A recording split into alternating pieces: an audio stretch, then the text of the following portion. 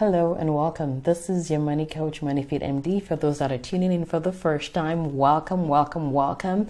I am a money coach and I work with women physicians to help them with their finances so they can declutter their finances, transform their relationship with money, and they can start to live life on their own terms. Today, I will be talking about a topic that I think is really important. So it's this idea of paying yourself first. So a lot of times we hear that word being thrown around so much that we don't even know what that means anymore, right? You know, you could say, well, I'm going to pay myself first. I'm going shopping, and that's okay if you want to go shopping, right? I'm not anti-shopping.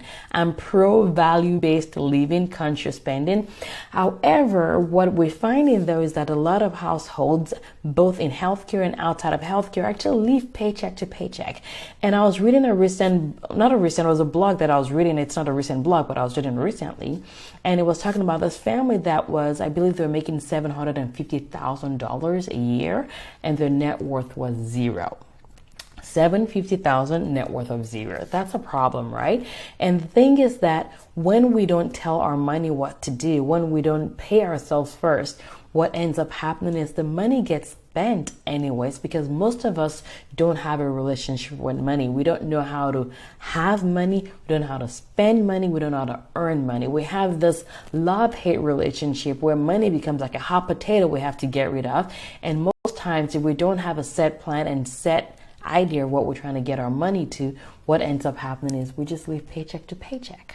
And that is something that I'm trying to stop in medicine, because there's so much burnout in medicine. And if we could have finances that are at least in check, that decreases our chances of being burnout. So today I will be talking about what exactly it means when people say paying themselves first and how to help ourselves do that, right? So when it comes to paying yourself first, it's this idea of paying your future self first. It's this idea of prioritizing your savings, prioritizing your investments, and then you spend whatever is left. The nice thing about this is it's actually great for people that don't like the idea of budgeting per se. You don't like the idea of a spreadsheet, but then you know that if you can just spend the money on taking care of the things that need to be taken care of, then you have the liberty and freedom to spend on whatever you want to spend. This falls in line with my automation, which I talked about in another video. If you don't know what I'm talking about, search on here or check my website at www.moneyfitmd.com. I have a video on automation. But if you can automate these ways of paying yourself first, what that does is you remove the human psychology part of things, which is where we all have all these amazing goals, amazing dreams, but we actually end up not doing it, right? So what are some things that you could do to pay yourself first? Number one is things like your retirement account, right? Every single one of you, unless you have other plans for how you want to invest and grow your money into providing for yourself in retirement, whenever that is, we should all be paying ourselves first by paying into our pre-tax accounts and also post-tax accounts. And you have to determine how much that is based on what's available for you. But most people should be doing definitely their 401k or whatever pre-tax options you have with your organization. If you have like a personal 401k, a solo 401k, if you're doing like an SEP IRA or a Roth IRA, those are things that you need to pay yourself forward first by just taking care of that. Right? The other things you can do to pay yourself first is your savings goals, your emergency funds, right? So for most people, like I've talked about earlier, your emergency funds is making sure that it's decreasing the chances of you getting into trouble if there's an interruption in your income. And if COVID has taught us anything at all, it's the fact that no job in any field really is secure, right? So the bottom line is we all need to have our emergency funds, and you can decide for yourself and your family if you want that to be 6 months, 3 months, 12 months. 12 months has kind of been a little bit more fear-based, but 6 months I think is a reasonable amount, and you can have sort of like different levels of where that money would come from if you end up being in trouble for about 12 months or longer than 6 months. But if you pay yourself first by deciding how much your expenses are for that set amount of time that you've determined, then you can automate that amount so that you can have your emergency funds that's available and ready for whenever you need it. Okay.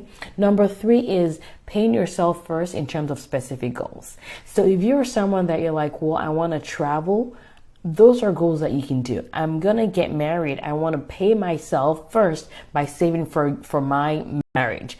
But the important thing is, whenever you're setting those goals, my recommendation is to make sure they're SMART goals, SMART. If you don't know what that is, go back to one of my earlier videos where I talk about SMART goals. But it's great for you. It has to be specific. It has to be measurable. It has to be actionable. You want to make sure it's reasonable for the amount of time that you're planning for, and you have to figure out what set time. So the smarter your goals are, the more likely you are to achieve it. So write down your goals and try and pay yourself first by taking care of those goals. And goals doesn't have to be anything crazy, right? It could be vacation, it could be travel, it could be what you want to buy. Like, I want to buy a car, I want to buy a house in 5 months, right? But the whole idea of paying yourself first is taking care of your long and medium term goals, so that with the short term, more variable spending that you're doing, you're not eating into what could be your long term life, really. Because in my opinion, what's worse than being broke now is being broke when you're 65. What's worse than being broke now is being broke when you're 50 years old, right? Because you don't want to be a doctor that's like practicing because you have to. You want to be able to practice before you want to. And you don't want to really be walking around with a walker and trying to practice medicine. I mean, that's the bottom line. So that's more of a joke. But the most important thing is, pay yourself first. Your retirement, your insurance, meaning your life insurance, disability insurance, all those things have to be taken care of so that you can now spend whatever you want to spend without guilt. So I hope this has been useful for you. Remember to like, share my videos, and if I can be part of your journey and help you achieve your money goals, it's moneyfeetmd@gmail.com. Have a fabulous day. Bye-bye.